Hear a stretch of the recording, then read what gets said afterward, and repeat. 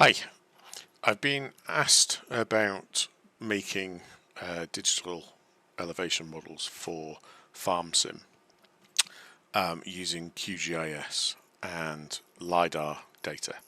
So this is the first in a series of tutorials regarding mapping for FarmSim using this source and this tool. And what I'm hoping is that this will give a few people the tools with which to generate realistic elevation models and then do some more cool stuff within QGIS, which I found to be an extremely powerful and useful package. So what I'm going to do is just run through a basic method for getting data into and out of a download into QGIS, out of QGIS in a format that you can use for FarmSim. Now, this is, as I said, a basic tutorial, and there will be some further tutorials coming covering some of the things that I've talked about in Greyman's Discord regarding the use of Houdini, which simplifies and really adds a significant amount of cool stuff to this basic package. But for now, we'll just cover the DEM.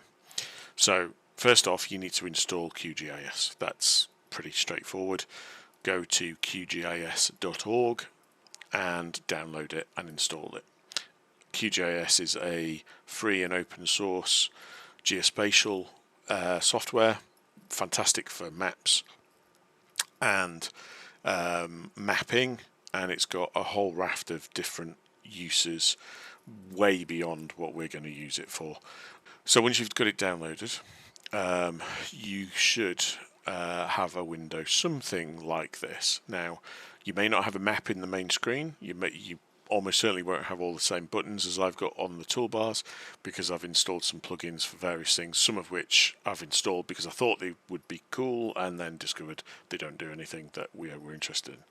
But hopefully on the left hand side of your screen you can see a browser, and hopefully in there you'll have XYZ tiles and OpenStreetMap. You may not have 1, 2, 3, 4, 5, 6, but you'll have hopefully OpenStreetMap. And I've added that as a layer by just double clicking on it, and now I can see a map which is OpenStreetMap, same as you'd see on any website. And having just been on a holiday in Cornwall for 2 weeks, I've spent 2 weeks thinking how awesome would it be to have a map in this area. So what I'm going to do is take you through how to download, bring in the DEMs into this software, export them and load it up in a basic map. So hopefully you will have a basic blank map file. I'm not going to cover how to create one. There's plenty out there to download. Go ahead, find one or create your own from an existing map. And this is purely a blank map. This is a bog standard sized 2-kilometer map, which is a base game map. I'm actually going to make this into a 4x map when I've got my DEM. The only thing I have changed in here is if I click on terrain. So the only thing I've changed here is units per pixel, which is the terrain resolution. And what I've done is I've changed that to 1 from the default of 2, because the default is changing down to 1 for 2025 maps anyway, and also it gives a much better result for the map. It's a much better resolution, and what that means is that for every pixel in your DEM, that maps to 1 meter of real space in game, as opposed to 2 meters. So you can see that the resolution is essentially double. So where do you get your LiDAR data from? The best source I've found is environment.data.gov gov.uk/survey, obviously for the UK.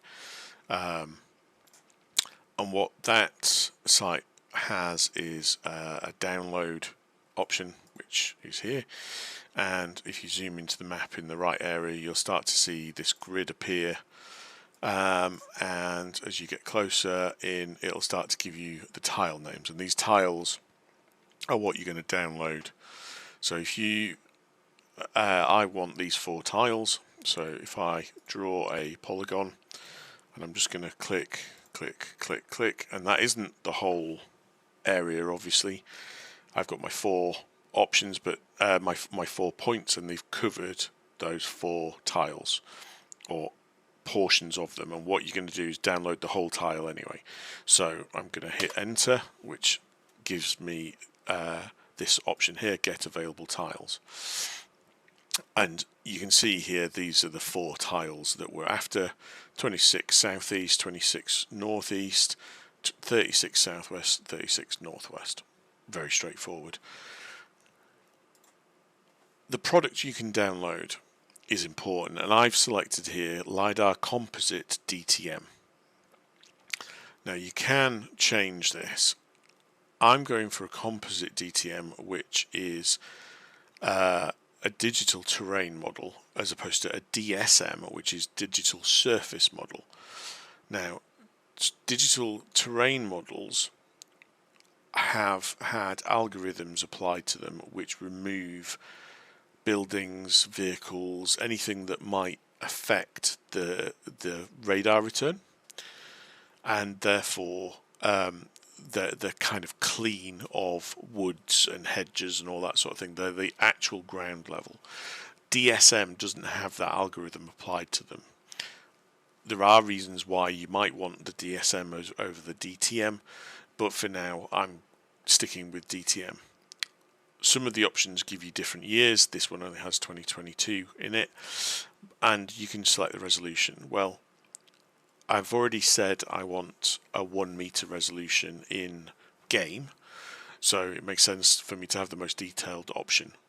Some of the products have even greater resolution, so 50 centimeters, 25 centimeters in certain cases. Once I've downloaded everything, which can take a little while, especially if you've got a lot of different tiles and you're not quite sure exactly where you want your map to be. And if you try and select too big an area, like you can't download 50 tiles all at once, it won't let you. Once you've downloaded them all, we'll go from there, but I'm not going to record the download for obvious reasons. So I've got my downloads from the site now, and they come as a zip file. And within each zip file there's a number of different files. The only one I'm interested in is the .tif or TIFF. Now that is a GeoTIFF file and is not something you want to really play around with in a graphics package. So what I'm going to do is just copy that out into my I've got a folder with all the different files in, and I'm just going to extract each one in turn. I'll take these 4 and I'm going to drag them into QGIS, and that's all I do. I just drag it in, and you can see it's already put them in the right place, and you can see each one has a different band grayscale, which is a problem because let's say we want to take this middle section, we're going to end up with a very odd step in our digital elevation model where that line is graded very differently. So what we need to do is amalgamate them, and you can do that through raster merge. You select the layers you want to merge together, which is all of these. You can set a float type, either 32 or 64, it doesn't really matter. for this, and you run that. And once you've merged it, what that's going to do is it's going to normalize the various options. And if I close that down now, we've got a merged layer, but we've got these other layers. So take that out and now show the merged layer, and it's now normalized. So we've got white showing where it's high and black showing for low areas, and that's much better. That's the one we'll keep. And that does poses a problem because the scale goes from 10 meters above sea level to 321 meters above sea level. And ideally, what we want is something, height scale is what that step means. The default is 255, and I haven't found a way yet of basing the DEM I'm getting out of here to the right, to 255. When it's less than 255, you can put a number in here, even decimals, and it works perfectly. When it's a number greater than 255, the difference between the lowest elevation and the highest, that's where you tend to run into problems, and I've not quite worked out how to solve that yet. But the next bit is the fun bit. We've got our elevation model, and as we come in, you can see how detailed it is. You've got individual little marks here where things are in reality, and in some cases you will be able to see, for sake of argument here, you've got this railway line, and you can actually see the railway line where it's been built up or dug in to the terrain as it goes through the landscape, which is perfect for when you come to wanting to build your roads. Now, what we now need to do is we need to generate a template which gives us the area that we want to extract as our DEM. So the first thing I'm going to do is I'm going to go to layer and create layer, new shape file, and we're just going to call this inner border, and the geometry type is going to be a polygon because we are going to draw a square. And this warning here is telling me that the CRS is not the same as the project one, so I'm going to select the right one there, and I'm going to click OK. Now what I'm going to do is create a square. Right, so to create a square, we're going to select the border that we want, and I'm going to toggle editing, which is this pencil here, and I'm going to click on add polygon feature, and I'm going to click on advanced digitizing here to enable the advanced digitizing options. And the first thing I'm going to do is, it doesn't really matter where I do this, is I'm going to click, and I've created a point, and as you can see, as I move the mouse around, it's generating this angle and so on. I can ignore where I'm going to click, and I can just come over here and I can say, okay, I know I want my map to be a 4x, and a 4x map correlates to 4,096 meters because everything is in that base 2 sizing. So I can type in 4096, and as soon as I move the mouse, I lose what I've just typed. So 4096 and hit go into the next box. This is the angle, and I want 90-degree angle from where I've clicked, and I've now got, it's locked to that, but I've completely screwed up the distance again. So 4096 and hit enter, and that locks it, and now it doesn't matter where my mouse goes. If I click, it's going to go on that X there, which is exactly 4096 meters, at a 90-degree angle from where I clicked before. So I'm going to left click and it's automatically drawn a right angle line in the right orientation. So we're just going to do that again. 4096, hit enter. Oops, not 40,000. 4096, hit enter, and we want a 90-degree angle, and we'll come this way and we'll click and it's done again, and then for 4096, enter, 90 degrees, enter. Right, and that has created us our square, and if we right click now, that confirms that shape. The ID is essentially irrelevant, so you can just click OK, and you can't see anything and you're thinking, shit, what have I done wrong here? And it's because this inner border is below the merged layer and both are visible. So if we just unclick the visibility of the merged layer, you can see you've got this nice area here. Now what would be better is if it was above the merged, so we can just drag it up and let go, and there it is. And it would be better if it didn't have the fill. So if you double click on it and you come into symbology, you can see here you can change whether it's filled, stroked or whatever. If you go to simple fill and just change fill style to no brush, apply and OK, now you've just got an outline, and that gives you your area. And the reason we've done this is coming up.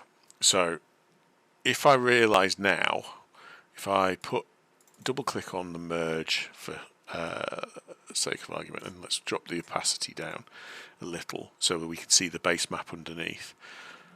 Is that the area we want? We've got a village here, we've got a village here, and or half a village. Probably don't want that to be quite there.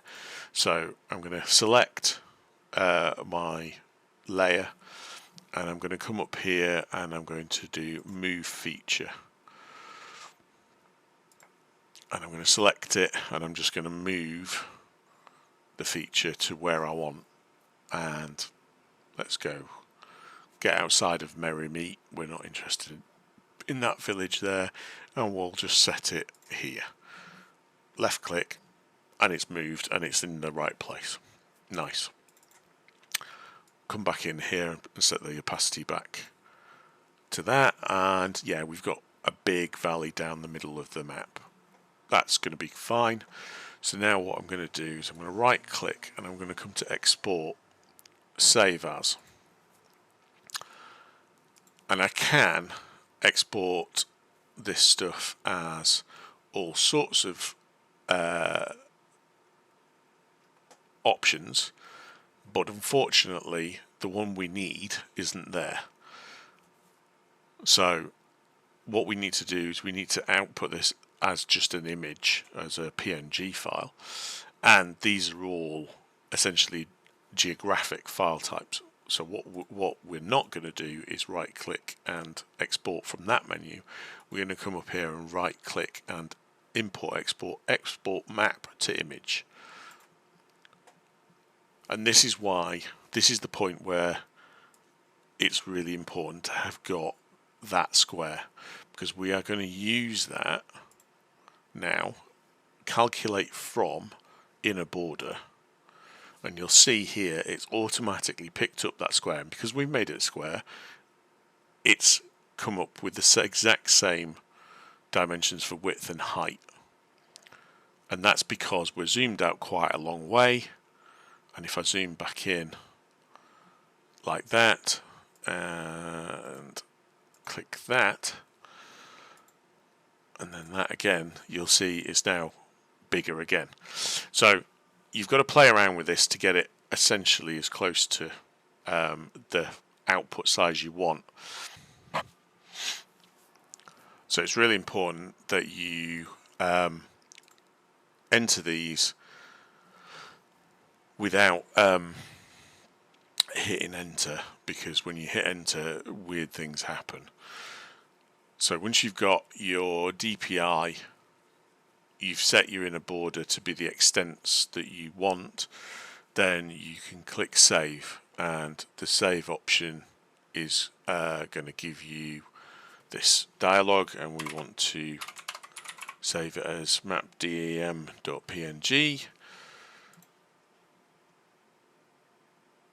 and it's saving away, and it's finished. And we're now going to have a look in here, and that very much looks like the option that we the display that we had in QGIS. You also get this PGW file, which is something that QGIS creates. You can delete that, that's fine. And if your map DEM isn't quite 4096 for a 4X, then you can open it in something like paint.net or GIMP, either works, and just do a quick resize to 4096. Save. Save. Okay, so now we've opened our map, and we can have a quick look at the DEM. And here you've got your valley running down the middle of the map, and yes, it's very stepped. Now, the reason why it's stepped is because when you're saving this file, it's not correctly interpreting the Gaussian blur properly, and you can get around that by using Houdini, or you can just come into the editor and using the normal smooth option, and with opacity relatively low and a large variance, you can just smooth it out yourself, and it's not going to be, you know, that big a job. I can never remember which one of these does which, whether it's value you want high, yeah, that's it. And you can just smooth through the map, and obviously it's a 4X map, so it's going to take you a little while, and that's why I would advise looking at the next tutorial around Houdini, because that will make a huge difference. But even on this scale map, you can see here that's basic DEM from QGIS,